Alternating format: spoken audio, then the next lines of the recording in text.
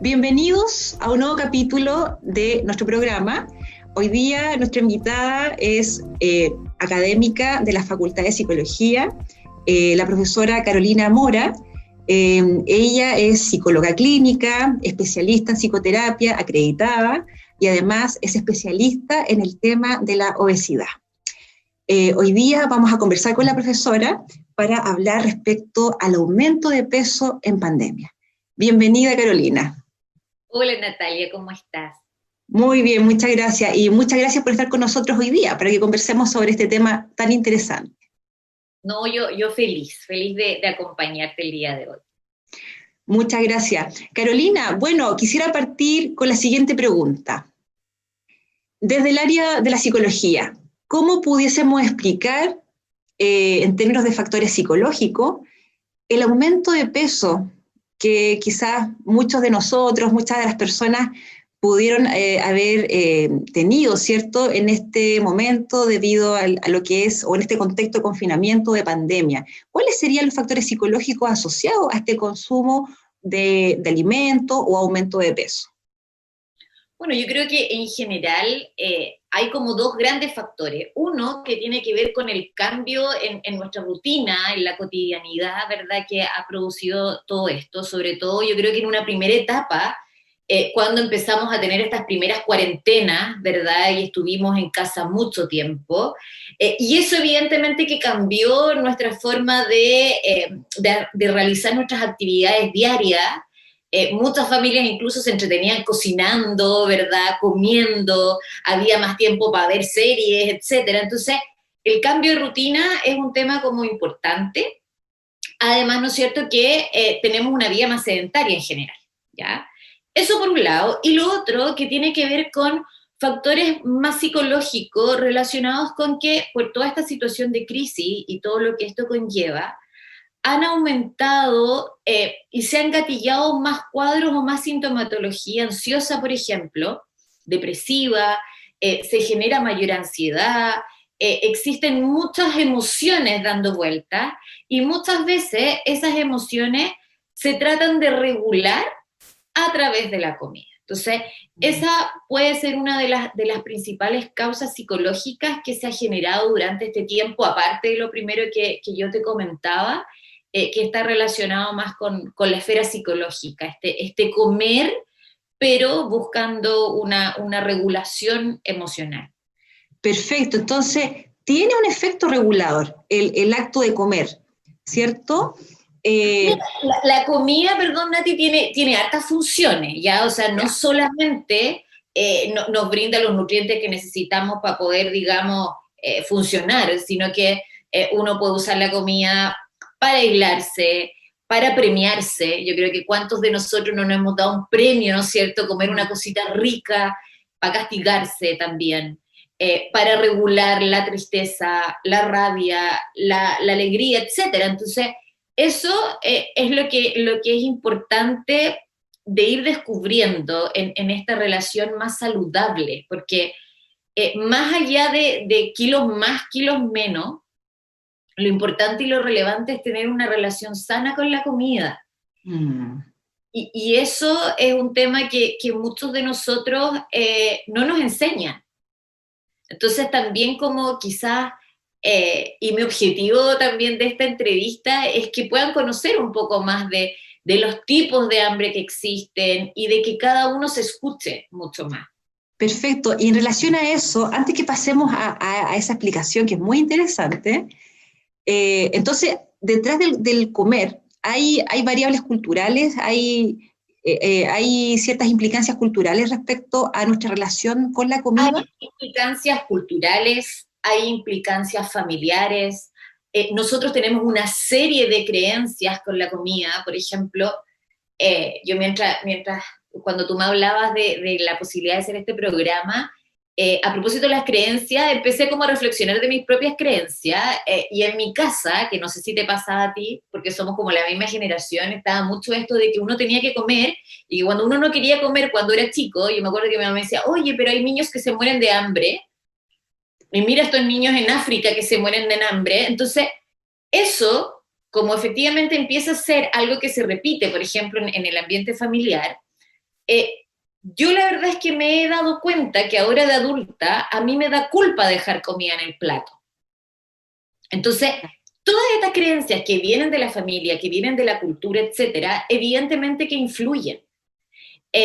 Y desde ahí es muy importante, desde la primera infancia, ser conscientes de todo esto, porque la gran mayoría de nuestros esquemas y nuestras creencias se forman en la infancia. Entonces, hay aspectos cognitivos en relación con la comida, hay temas emocionales, como lo hablábamos recién con respecto a la comida.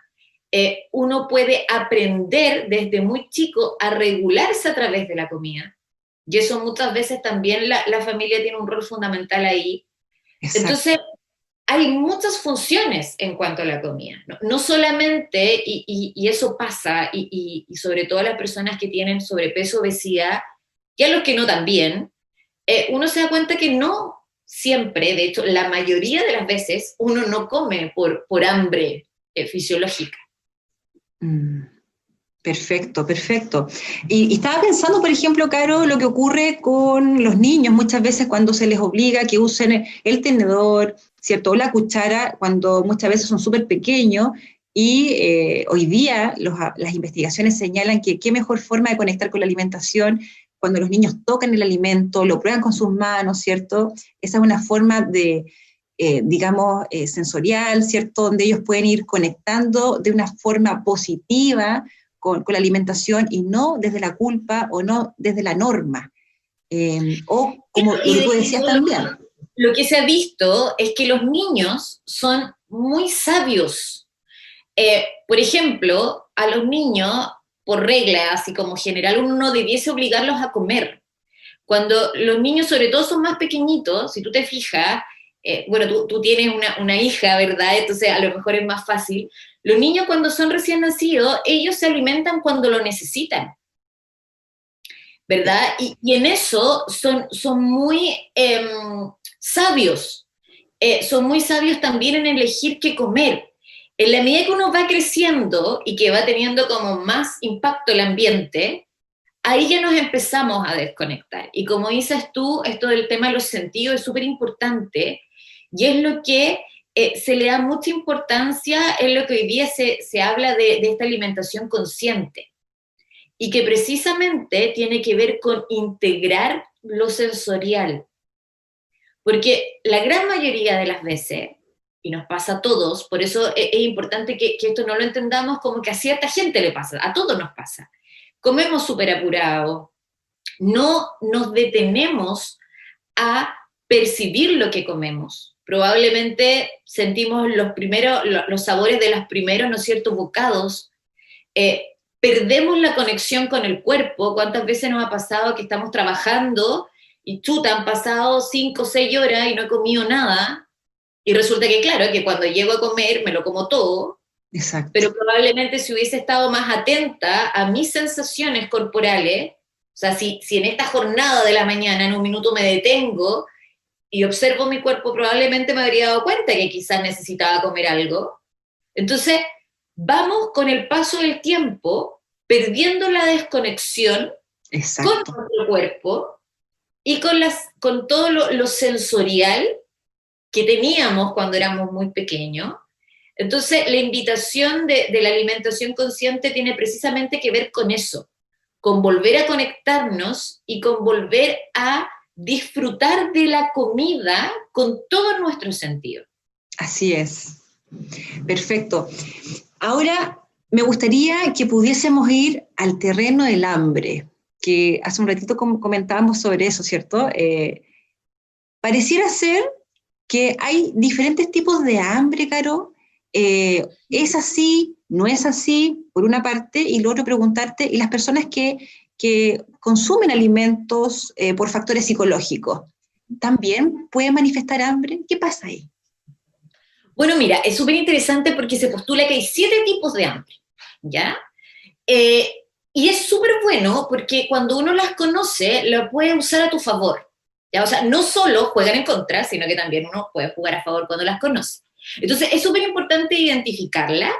Una es el hambre visual, ¿ya? Y el hambre visual, nuestros sentidos siempre se van a ver, sobre todo el tema de la vista, atraídos por la belleza, ¿ya? Eso es algo como primario.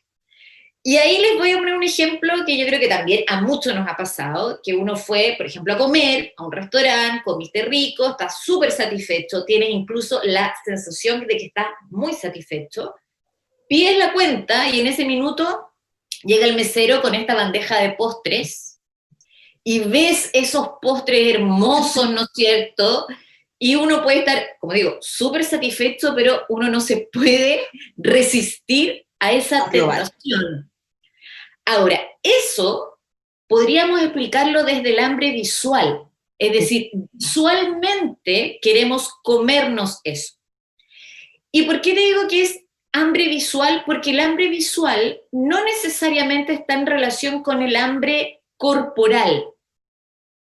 Por lo tanto, incluso yo comiéndome eso, puedo no satisfacer el hambre visual. Perfecto.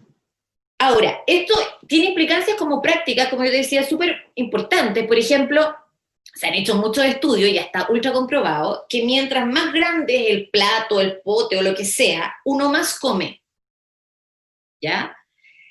Y desde ahí, por eso uno puede usarlo, que uno dice, mira, en vez de usar el típico plato grande, usa el plato servilleta, porque la misma porción en el plato servilleta se va a ver como más grande. Entonces, eso ya te va a dar la sensación visualmente de que es más y te va a alimentar más este hambre visual. Perfecto. ¿Ya? Entonces, es muy importante ser consciente de esto. O cuántas veces uno, no sé, está viendo televisión y apareció un comercial, no sé, de estas, una bebida X, sobre todo estas bebidas colas así burbujeantes, qué ganas de tomarme eso, porque es visual. Entonces, ojo ahí, porque como digo, uno lo puede usar a favor, pero también no necesariamente con la comida en concreto uno puede satisfacer este tipo de hambre. Entonces, si yo soy más visual, puedo perfectamente satisfacer mi hambre visual observando, no sé, una flor en esta época que es muy hermosa, observando, no sé, a mis hijos, que yo los encuentro preciosos, etcétera. Entonces, puedo buscar formas alternativas, ¿ya? Esa es la primera. La segunda tiene que ver con la olfativa. O sea, cuánto también, el típico olor a pan calentito, ese olor, ¿no es cierto?, de este pan recién salido del horno, también, o sea, por el solo aroma uno quiere probar. O el queque, ¿no es cierto?, ese típico olor de queque, que lo mismo. Entonces, ahí lo que uno busca satisfacer es el hambre olfativa, que como digo, no necesariamente está relacionado con, digamos, el corporal. Entonces, también por eso, generalmente donde uno va a comer a estos restaurantes hay un aroma rico, ¿verdad?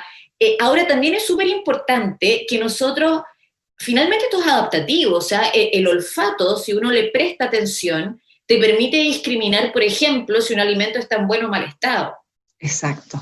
¿Cierto? Entonces, también desde ahí, todo esto, todo, digamos, todas nuestras percepciones son adaptativas. El tema es que muchas veces la misma industria, porque también acá hay un tema, ¿no es cierto?, de la industria y de lo que más vende, también se aprovecha de esto. Entonces, claro, el olor al chocolate, que es un olor como tan característico, bueno, a lo mejor yo puedo satisfacer también desde ahí mi hambre olfativa con una esencia rica, por ejemplo, y no necesariamente me tengo que comer el chocolate. Exacto, perfecto, súper claro. La tercera es la bucal, que tiene que ver con estos sabores, ¿no es cierto? Y eso es genético, es cultural, y también es como del gusto personal. O sea, a mí cuando tú los dulces me encantan. Esa es mi debilidad. Hay gente, no sé, que le gusta la comida muy condimentada, etc. Entonces, ahí hay factores individuales, culturales, etc. Y tiene que ver con este placer de sentir esos sabores y todo esto que se produce en el momento de tener los alimentos en la boca. Y también es de lo que se ha aprovechado la industria. Por eso, generalmente todos estos productos procesados tienen mucha azúcar, ¿no es cierto?, harta grasa, porque es mucho más sabroso. Claro. ¿Verdad? Efectivamente, una comida como bien condimentada o más dulce, para nuestras papilas gustativas es mucho más rico. Entonces, desde ahí también, muchas veces uno necesita como este placer, digamos, sensorial. Y ahí uno también puede ir buscando alternativas más saludables. Por ejemplo, en esta época, al menos nosotros en nuestro país todavía gozamos de fruta, ¿no es cierto?, que es mucho más. Por eso es bueno, Nati, preferir todos los productos que son mucho menos procesados. Claro, porque los más procesados pierden todas estas características más sensoriales. O sea, si tú te fijas en la fruta procesada, claro, puede ser preciosa, grande, qué sé yo, pero yo te aseguro que esa frutilla gigantesca versus a lo mejor estas frutillas más naturales, la natural es mucho más dulce, es mucho más sabrosa. Entonces, y activa mucho más tu área sensorial. Exactamente, entonces, mientras menos procesados los alimentos, más ayudan al mundo sensorial. Entonces, si te gusta el dulce, ok, a lo mejor una fruta madura rica, sobre todo en esta época, también te va a ayudar con eso. Y desde ahí entonces también uno puede jugar en favor o en contra de todo esto. Y desde ahí, como digo, también uno puede saciar. Y lo otro que es importante es que cuántas veces lo que hablábamos hace un ratito, ok, ya, yo que te decía, me encantan las tortas, tengo una torta favorita que la amo, pero ok, me voy a dar un festín, por decirlo de alguna manera, con esta torta, y me voy a tomar el tiempo, me voy a sentar, voy a estar cómodo, voy a degustar, ¿no es cierto?, esta torta, la voy a saborear, la voy a mover en mi boca para sentir toda su textura, todo su sabor, la voy a masticar lo suficiente y luego la voy a tragar, y eso va a ser delicioso. Versus que come y que ni siquiera me permita disfrutarla. Tal cual. Ahí ya vamos a la tercera. La cuarta es la estomacal, ¿ya? Que eso tiene que ver más con las sensaciones, ¿ya? Y que generalmente uno muchas veces asocia este hambre estomacal como con este dolor como de tripa, ¿ya? Claro. O que suena, ¿no es cierto? Ahora, es importante ser consciente del hambre estomacal, porque como decíamos, sobre todo en este contexto ahora, el teletrabajo, que uno está mucho rato frente al computador, hay un tema, Nati, que no te lo había mencionado, que es súper interesante, que tiene que ver que nuestro cerebro no está preparado para atender al cuerpo al mismo momento que atender a lo racional. Entonces, cuando yo estoy pensando, cuando estoy hablando, cuando estoy leyendo, por ejemplo, no le puedo prestar atención a mi cuerpo. Entonces, es necesario que yo pare y me centre para poder sentirlo. Entonces, dentro de lo sano que uno podría hacer es, bueno, quizás de repente, cuando ya me doy cuenta que ha pasado un rato, dejar lo que estoy haciendo, un minuto, tampoco es necesario hacerlo por mucho rato, centrarme y observarme. Y se usa mucho el tener como una escala de intensidad. Por ejemplo, del 0 al 10, ¿cuánta hambre siento? Entonces, a lo mejor, porque tú y yo ahora, que ya estamos cerca del almuerzo, yo creo que ya voy como con el 5 o 6. ¿Ya? Entonces, ya siento hambre. Entonces, claro, desde ahí, bueno, puedo ir a comer algo, si es que falta mucho, ¿verdad? Para no llegar con una intensidad 10, por ejemplo. Perfecto. Y otro es ser conscientes de la saciedad. Entonces, cuando como también detenerme quizá en la mitad del plato y decir, a ver, sentir el cuerpo, quizás ya estoy en un 8, 9, entonces ya es mejor que deje de parar, versus que ya me sienta mal y por eso deje de comer. Entonces, lo corporal tiene que ver con conectarse con estas sensaciones. Caro, pareciera ser que esa práctica que tú nos estás señalando hoy día no es tan frecuente, y pucha que es ideal, en el fondo, esto de la conciencia que uno debe tener durante el acto de comer, porque pareciera ser que cuando te sirven el plato, por un tema cultural, dice ya, me debo comer todo lo que está ahí, y no siempre es así. O sea, tenemos que ir mirando cómo andamos nosotros y qué pasa con nuestro cuerpo en el fondo. Entonces, lo que tú señalas creo que es muy importante, como enseñar a los niños, a las familias, que durante el acto de la comida, del comer, también ir monitoreando cómo está su saciedad, que no porque tienes un plato tienes que comer todo lo que está en ese plato. Y que tiene mucha relación con el sexto tipo, que es el hambre mental, y que tiene que ver con todas estas ideas, preconcepciones que tenemos en cuanto a la comida, ¿ya? Por ejemplo, esto mismo que tú decías, me tengo que comer todo, debería, no debería, alimentos buenos, alimentos malos, o sea, también a lo largo de todos estos años, no sé si te acordás, pero antes se decía que no, que comer huevos era malo, que tenías que comer 2 huevos, ahora dicen que no, que en realidad eso no va. Un tiempo, no sé, pues también se hablaba, tuvo como súper de moda este tema de la leche, ¿te acuerdas? Que era malo tomar leche. Exacto, entonces, sí.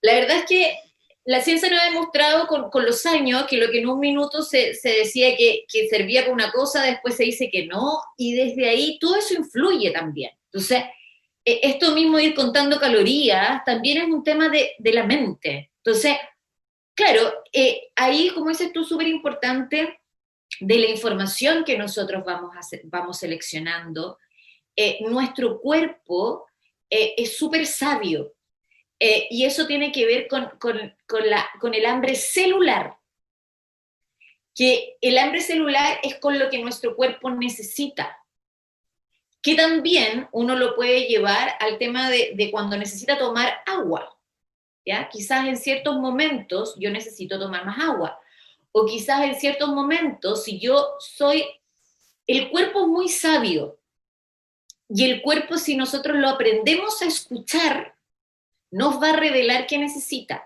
Y el hambre celular tiene que ver con eso, con que nuestro cuerpo, por ejemplo, si es que estoy con déficit de vitamina C, quizás me va a llevar a que yo quiera, por ejemplo, prepararme un jugo de naranja, por darte un ejemplo. O Como si de, estoy, no sé, con déficit de Carolina, potasio, comerme un plátano. como de forma instintiva en el fondo. Claro, pero Uno se para hace, eso hay que darse el espacio para escucharlo. mm, Entonces, exacto. eso es súper relevante, el tema de darnos este espacio para ser conscientes, para conectarnos, y ya como para finalizar un poco el tema de los hambres, el tercero, que es el que está más relacionado a propósito de la pregunta, con los factores psicológicos, el hambre del corazón, ya que así se denomina, que tiene que ver con este hambre, pero que lo que busca son desde sensaciones placenteras, desde esta sensación de... Y acá está muy relacionado con los recuerdos, por ejemplo, ¿no es cierto? Entonces, a lo mejor a mí me encanta, no sé, pues te voy a dar un ejemplo X, el helado de frambuesa, porque resulta que cuando yo era chica iba a visitar a mi abuelita, había una heladería y siempre íbamos a comer el helado de frambuesa. Y eso entonces, este helado de frambuesa, lo que representa para mí tiene que ver esa conexión con mi abuela, esos veranos felices, etcétera. Entonces, cuando yo elijo ese alimento, no estoy eligiendo el alimento como comida nutricional, sino que lo que alimenta el alma, por decirlo de alguna forma. Perfecto, perfecto. O sea, esto no solamente se asocia a las penas de amor, de pareja, sino No, que también tiene que ver con convivencias, con figuras significativas de nuestras vidas, en el fondo. con figuras significativas, también, ¿no es cierto?, con aquello que me provoca placer. Por eso, generalmente, cuando uno está triste, se asocia mucho con comer dulces, ¿verdad? Porque lo dulce genera una sensación placentera.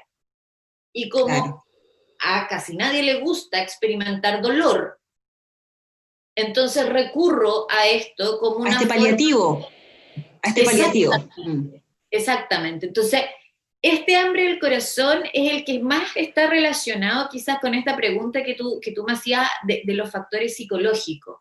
Ahora, Nati, ninguna de estos 7 tipos es malo por sí solo, al contrario. O sea, no tiene nada de malo, por ejemplo, que yo un día X a lo mejor quiera disfrutar un pie que me hacía mi abuelita, ¿verdad? Y sentir rica esa sensación.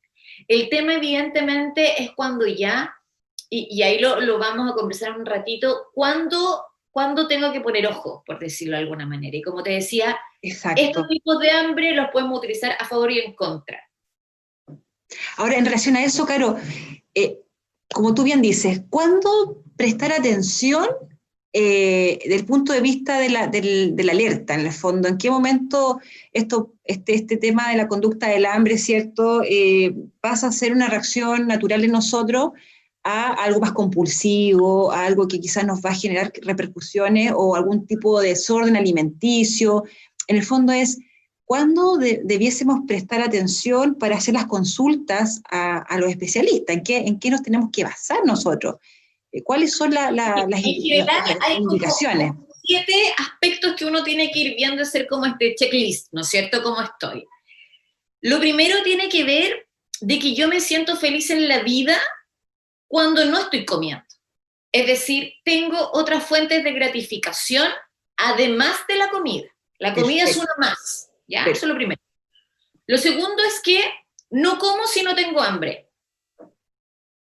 Lo tercero es que dejo de comer cuando estoy satisfecho y en ese sentido puedo dejar comida en el plato sin que eso me genere ningún tipo de malestar.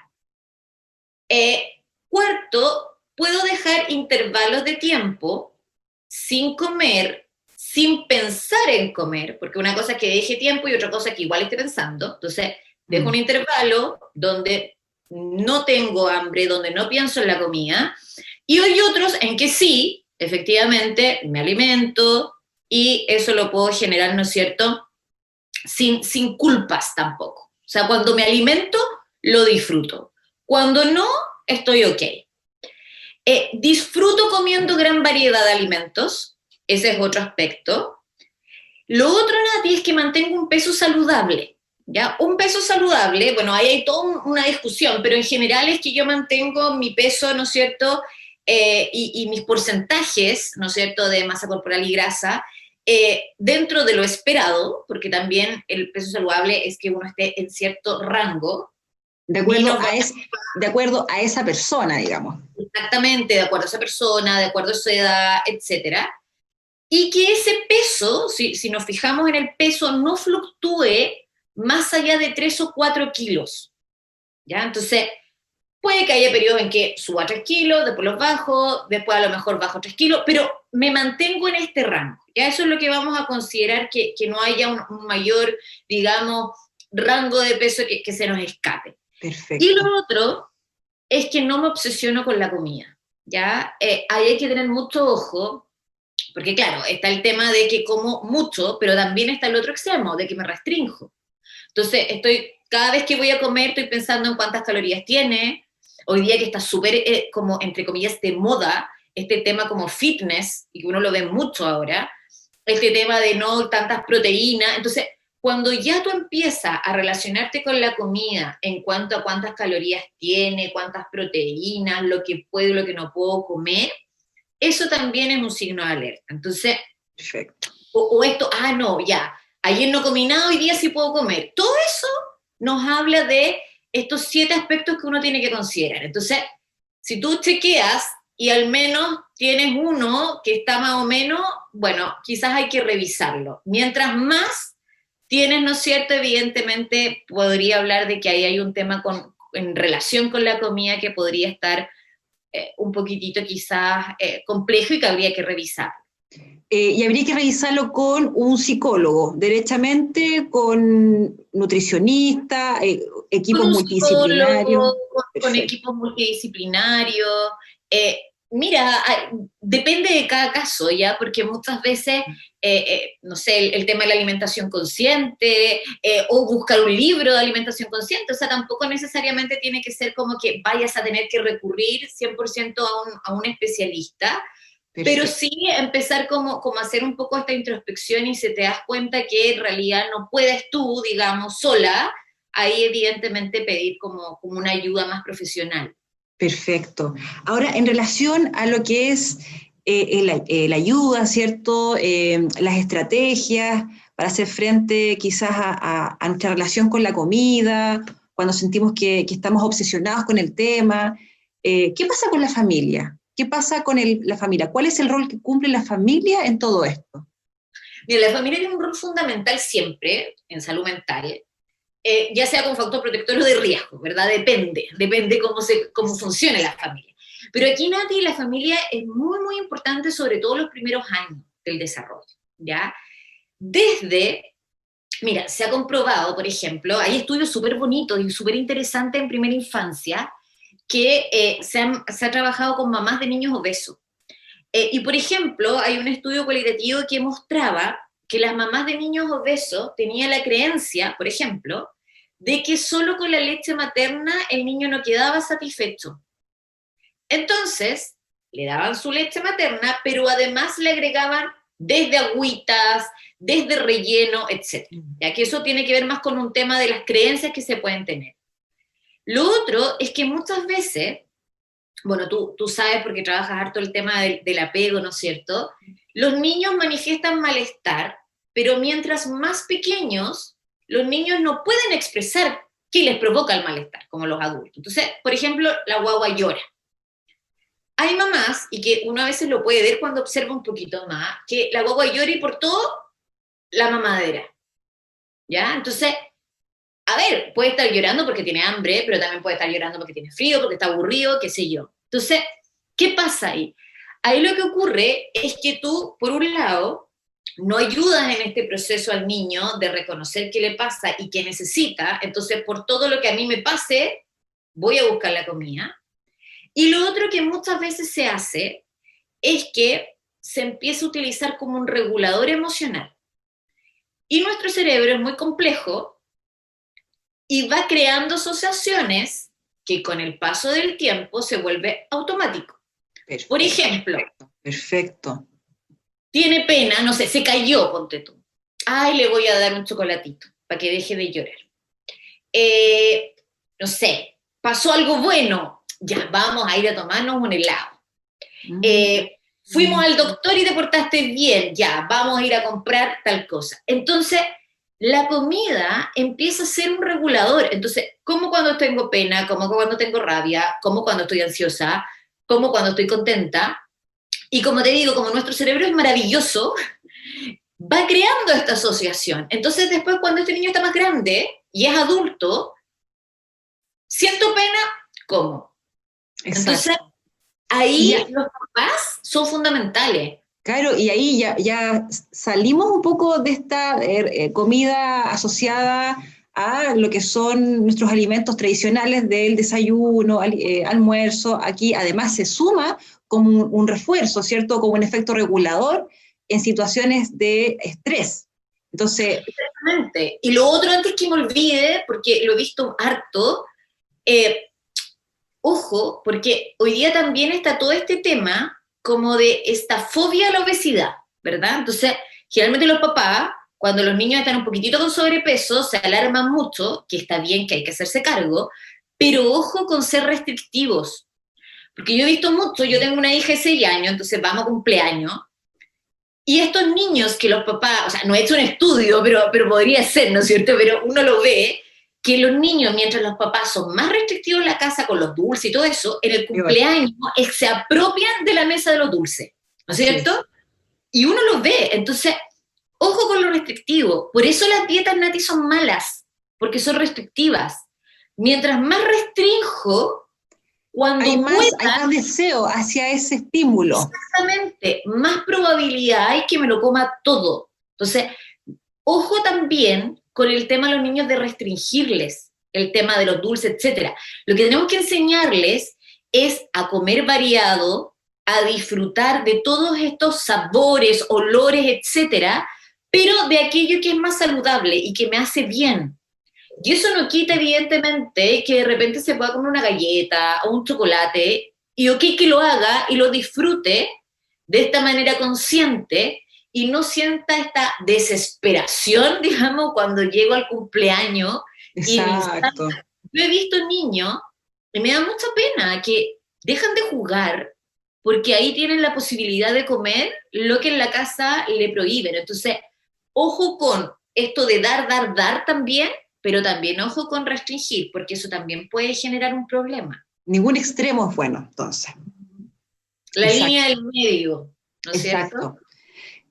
Carito, y en términos de comunidad, si miramos este tema en términos educativos, política pública, comunidad, ¿cuáles podrían ser las recomendaciones como a nivel de comunidad para poder tener una mejor relación o una relación más armónica con lo que es la alimentación consciente? A ver, mira, yo creo que hay muchas cosas que ya se están haciendo, ¿verdad? Y hay otras que faltan, pero también hay cosas súper prácticas. Desde, mira, yo creo que a nivel de comunidad, de trabajos, etcétera, el tema de tener un espacio para comer, o sea, un horario de lo que se llama colación, es súper importante. Y que, mira, en general, Nati, uno debiera estar mínimo 30 minutos desde que comienza el plato hasta que lo termina. ¿Ya? Entonces, darse tiempo para comer, ¿ya? Sentarme a la mesa. Por eso es importante que, no sé, por ejemplo, en los lugares de trabajo, cuando la gente no tiene tiempo para ir a sus casas, tengan un lugar para comer que sea acogedor, que sea bonito, que yo pueda sentarme, porque todo eso estimula los sentidos. Entonces, claro, uno dice, bueno, pero sí, ¿me entiendes? Igual puede ser un derecho, digamos, que tengamos nosotros de alimentarnos y que nuestra hora de, en este caso almuerzo, por ejemplo, sea algo rico para todos nuestros sentidos.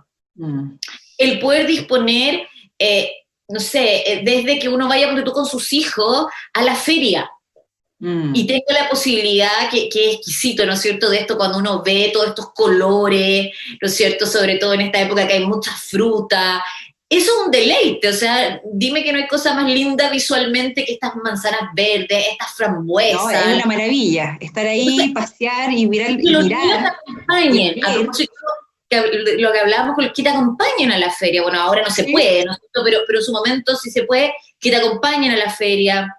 O ahora que está súper como, que es una muy buena práctica de hacer huertas en la casa a las personas que tienen patio, y que los niños participen de esto, o sea, que sepan dónde sale la de una forma distinta, claro, que se conecte de una forma distinta, más amigable la alimentación. Había que igual es triste, una vez me acuerdo que una parvularia contaba que estaban hablando de los alimentos, qué sé yo, y preguntó que dónde salía el pescado, y el niño dijo el Jumbo.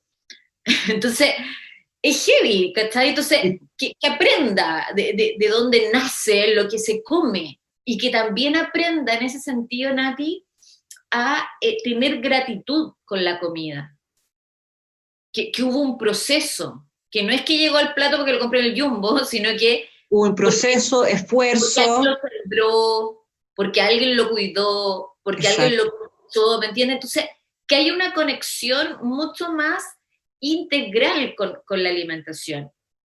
Y hay como tips, ¿no es cierto?, por decirlo de la manera, aparte de los 30 minutos, como digo, que te sientes a la mesa, ojalá nunca comer lento, Carito, comer lento.